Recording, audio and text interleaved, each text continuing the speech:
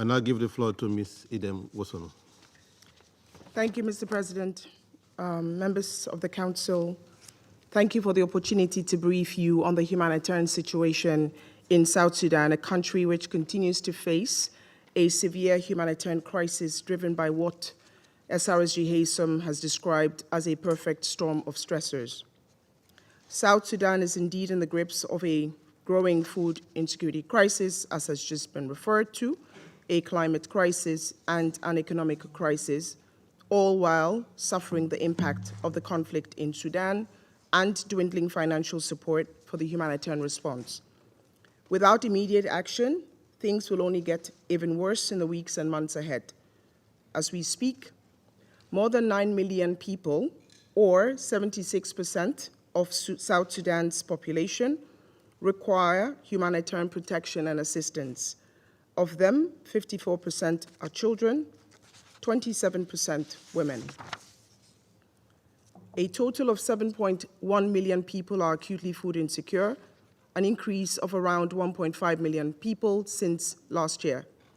Additionally, 2.5 million children and women are at risk of acute malnutrition, a number projected to reach 2.7 million by December due to the impact again of the crisis in neighboring Sudan. Mid-year projections by food security experts suggested that flooding combined with conflict could result in pockets of potential famine between June and January 2025. Worryingly, Mr. President, we are already seeing the impact of the flooding, again as referenced by SRSG HASOM.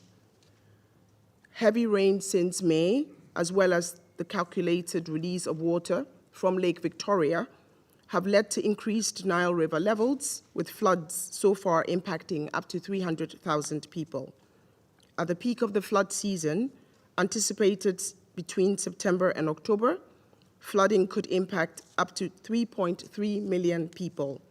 This includes communities yet to recover from the devastating floods which occurred between 2019 and 2022, and which displaced more than 1 million people each year. The Flood Response Preparedness and Response Plan for June to December 2024, developed by the government of South Sudan and humanitarian partners, seeks to assist 2.4 million people at an estimated cost of $264 million.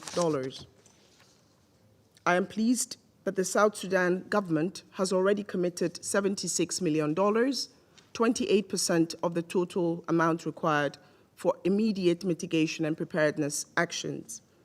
If the worst effects of the flooding are to be avoided and addressed urgently, support from donors will be critical. Mr. President, South Sudan's humanitarian plight is also being exacerbated by a deepening economic crisis.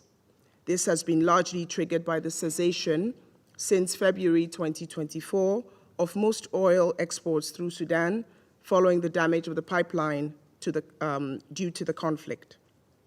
Between January and July, the South Sudanese pound depreciated by more than 70%, drastically eroding the purchasing power of individuals and households and making basic commodities unaffordable for many. According to the National Bureau of Statistics, annual inflation reached 97% in June, with unbalanced rises in the cost of staple food items like sorghum and wheat flour. This has caused families to reduce the number of meals taken in a day, with, as is often the case, women and children bearing the brunt, as is often the case, eating least and eating last. Conditions are quite desperate, and some people are having to rely on wild vegetables and desert dates for sustenance. The economic crisis, compounded by new fuel taxes introduced in February, also severely hampered humanitarian operations in April and May before an exemption was granted.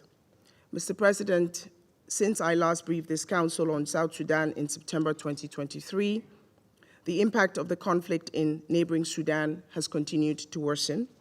South Sudan is the country worst hit by the displacement crisis caused by the conflict next door after Chad.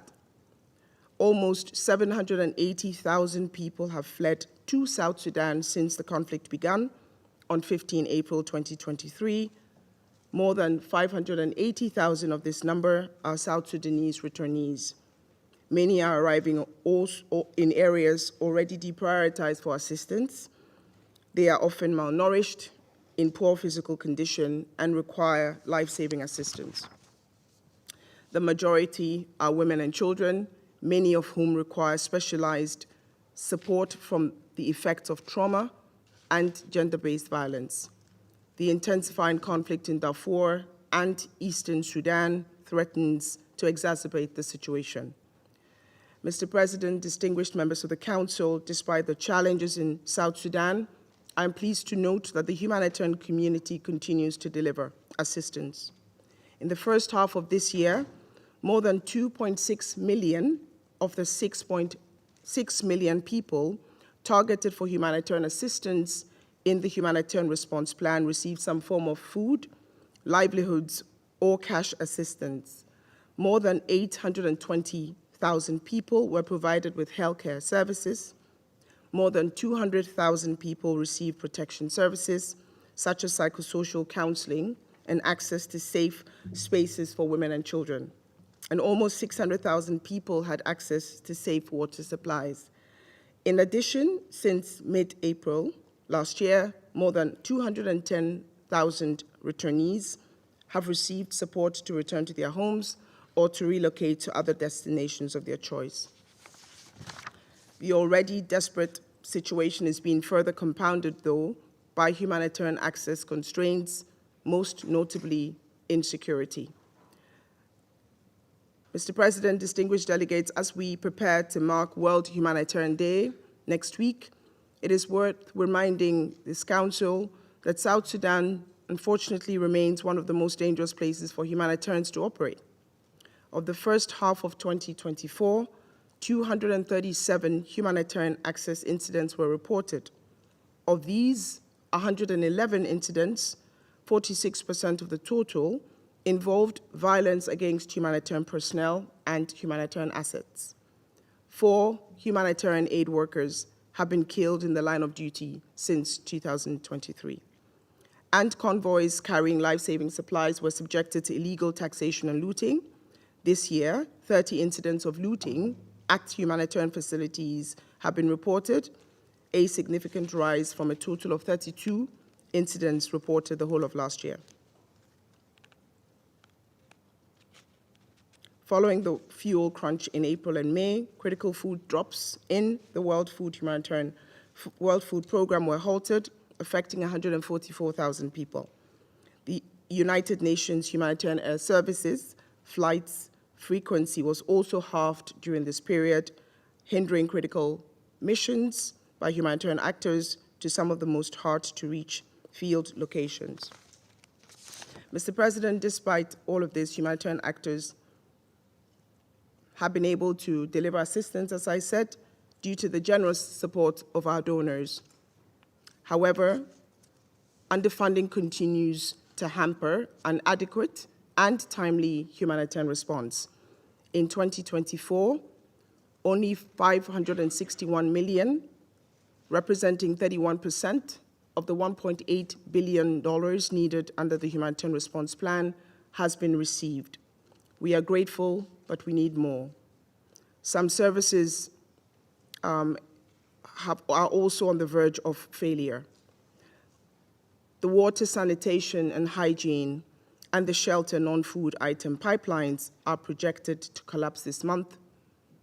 The failure of a safe water treatment stockpile will leave 1.2 million people without essential water, sanitation, and hygiene services ahead of the severe flooding that is predicted.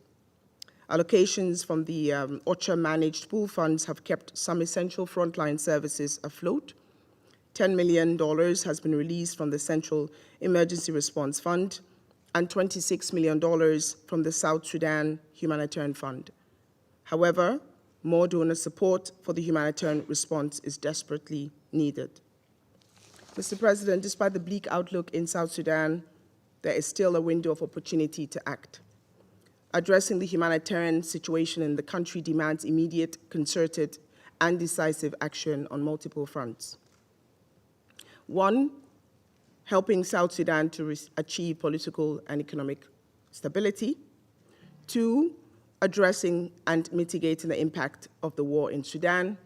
3, taking advantage of know-how and strong in-country humanitarian capacity to tackle food insecurity, help South Sudan prepare for severe flooding in support of government efforts, and support a humanitarian response commensurate with the huge levels of need.